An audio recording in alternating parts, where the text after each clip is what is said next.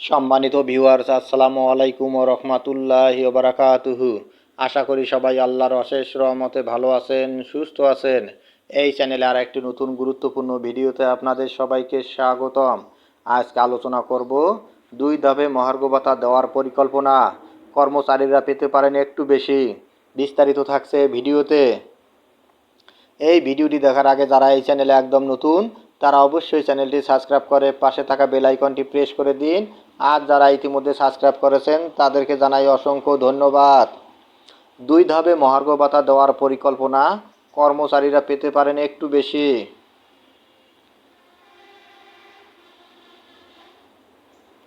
সব সরকারি কর্মকর্তা কর্মচারীকে মহার্ঘ ভাতা দেওয়ার সিদ্ধান্ত নিয়েছে অন্তর্বর্তী সরকার।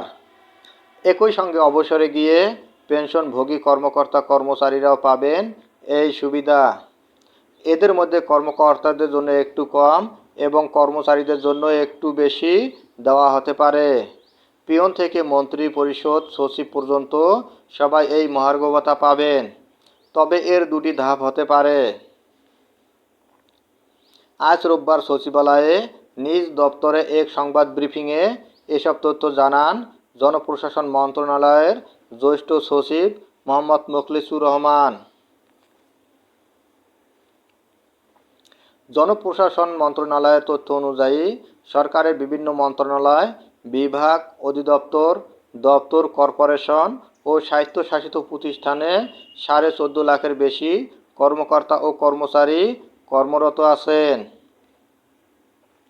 নিত্য প্রয়োজনীয় দ্রব্যের দাম বেড়ে যাওয়ার সঙ্গে জীবনযাপনে কুলিয়ে ওঠার জন্য যে বিশেষ ভাতা দেওয়া হয় তাকে মহার্ঘ ভাতা বলা হয়।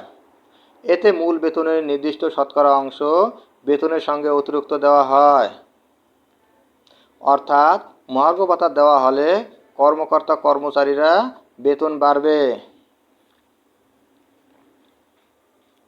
সংবাদ ব্রিফিংয়ে জনপ্রশাসন মন্ত্রণালয়ের জ্যেষ্ঠ সচিব মোখলেছুর রহমান বলেন, সরকারি কর্মকর্তা কর্মচারী যারা আছেন তাদের জন্য একটি সুখবর দিতে চাই। যেহেতু পে কমিশন করা একটি দীর্ঘ সময়ের ব্যাপার, অন্তর্বর্তী সময়ে একটি মহার্ঘ ভাতা কমিটি গঠন করা হয়েছে, যেখানে আমিও আছি। আমরা সামনের সপ্তাহে প্রথম সভা করব।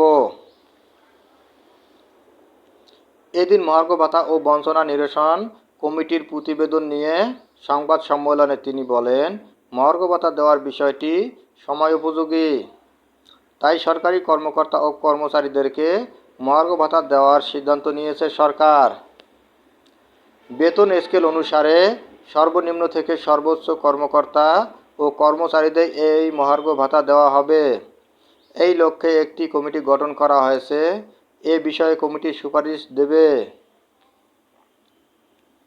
বঞ্চিত কর্মকর্তাদের পদোন্নতির বিষয়ে গঠিত কমিটির দেওয়া সুপারিশ অনুসারেই এটি বাস্তবায়ন হবে জানিয়ে জনপ্রশাসন মন্ত্রণালয়ের সিনিয়র সচিব বলেন, প্রধান উপদেষ্টার কাছে জমা দেওয়া প্রতিবেদন অনুসারে জনপ্রশাসন মন্ত্রণালয়ে নির্দেশনা আসলে একদিনের মধ্যেই প্রজ্ঞাপন জারি হবে। এরই মধ্যে সরকারি চাকরিজীবীদের মহার্ঘ ভাতার বিষয়ে কমিটি গঠন করেছে অর্থ বিভাগ। কত শতাংশ মহার্ঘ ভাতা দেওয়া হবে সেটি কমিটি ঠিক করবে বলেও জানিয়েছেন মোখলেছুর রহমান। তিনি জানান, সচিব থেকে পিয়ন পর্যন্ত সবাই এই ভাতা পাবেন, তবে হয়তো একটা স্ল্যাব করা হবে। মূল্যস্ফীতি থাকলেও অর্থনৈতিক সংকটে সরকারি কর্মকর্তা কর্মচারীদের জন্য নতুন পে স্কেল, বেতন কাঠামো দেওয়ার পরিকল্পনা নেই সরকারের। এ কারণে মহার্ঘ ভাতা দেওয়ার উদ্যোগ নেয় সরকার। এর অংশ হিসেবে একটি পর্যালোচনা কমিটি গঠন করা হয়। বৃহস্পতিবার অর্থ মন্ত্রণালয়ের অর্থ বিভাগ ও কমিটি গঠন করে অফিস আদেশ জারি করে। প্রধান উপদেষ্টার মুখ্য সচিবকে আহ্বায়ক করে 7 সদস্যের কমিটিতে রাখা হয়েছে। জনপ্রশাসন মন্ত্রণালয়ের সিনিয়র সচিব, মহা হিসাব নিরীক্ষক ও নিয়ন্ত্রক, অর্থ সচিব, প্রধান উপদেষ্টা কার্যালয়ের সচিব, লেজিসলেটিভ ও সংসদ বিষয়ক বিভাগ এবং আইন, বিচার ও সংসদ বিষয়ক মন্ত্রণালয়ের সচিব এবং অর্থ মন্ত্রণালয়ের অর্থ বিভাগের প্রভৃতি অনুবিভাগের অতিরিক্ত সচিব। সরকারি কাজে নিয়োজিত জাতীয় বেতন স্কেল 2015 এর আওতাভুক্ত কর্মকর্তা কর্মচারীদের মহার্ঘ ভাতা সংস্থানের বিষয়টি পর্যালোচনা করে সুপারিশ করার জন্য এ কমিটি গঠন করা হয়।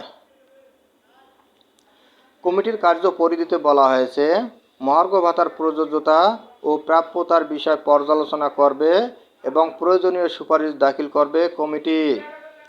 প্রয়োজনে এক বা একাধিক কর্মকর্তাকে আত্মীকরণ করতে পারবে। সাধারণত 5 বছর অন্তর একটি নতুন বেতন স্কেল ঘোষণা করার কথা। সর্বশেষ 2015 সালের জুলাইয়ে 8ম বেতন স্কেল কার্যকর হয়। সে সময় নতুন স্কেলের সুপারিশ না করলেও মূল্যস্ফীতি বিবেচনা নিয়ে বার্ষিক বৃদ্ধির ইনক্রিমেন্ট প্রস্তাব ছিল বেতন কমিশনের। 2023 সালের জুলাইয়ের আগ পর্যন্ত প্রতি বছর সরকারি কর্মকর্তা কর্মচারীরা 5% হারে ইনক্রিমেন্ট পান। এদিকে বাড়তি মূল্যস্ফীতিতে বেতন বাড়াতে নতুন পে স্কেল ঘোষণাসহ বেশ কিছু দাবি জানিয়ে আসছিলেন সরকারি চাকরিজীবীরা।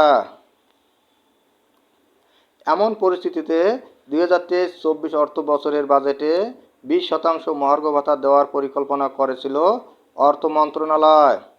পরে তা কার্যকর না হলেও মূল বেতনের 5% বাড়তি প্রণোদনা দেওয়া হয়। এতে 10ম গ্রেড থেকে 20তম গ্রেডের কর্মচারীদের বেতন বাড়ে 412 থেকে 800 টাকা। কিন্তু মূল্যস্ফীতির বিষয়টি বিবেচনা নিয়ে ন্যূনতম 1000 টাকা ও পেনশনভোগীদের ক্ষেত্রে ন্যূনতম 500 টাকা করা হয়। অর্থ মন্ত্রণালয়ের কর্মকর্তারা জানান, প্রায় 2.5 বছর ধরে দেশে 9%-এর বেশি মূল্যস্ফীতি বিরাজ করছে। এ প্রেক্ষাপটে 2023 সালের জুলাইয়ে বিশেষ প্রণোদনা ঘোষণা করা হয়, যা অর্থ বছরেও চলমান। তবে প্রায় 9 বছর নতুন পে স্কেল না হওয়ায় বাড়তি মূল্যস্ফীতিতে জীবনযাপনে হিমশিম খাচ্ছেন কর্মকর্তা কর্মচারীরা। বর্তমান অর্থনৈতিক পরিস্থিতিতে নতুন বেতন কাঠামো ঘোষণা করাও যৌক্তিক হবে না। এ অবস্থায় গঠিত কমিটি মহার্ঘ ভাতার পরিমাণ নির্ধারণের পাশাপাশি বাড়তি 5% ইনক্রিমেন্ট বলবৎ থাকবে কিনা তা চূড়ান্ত করবে।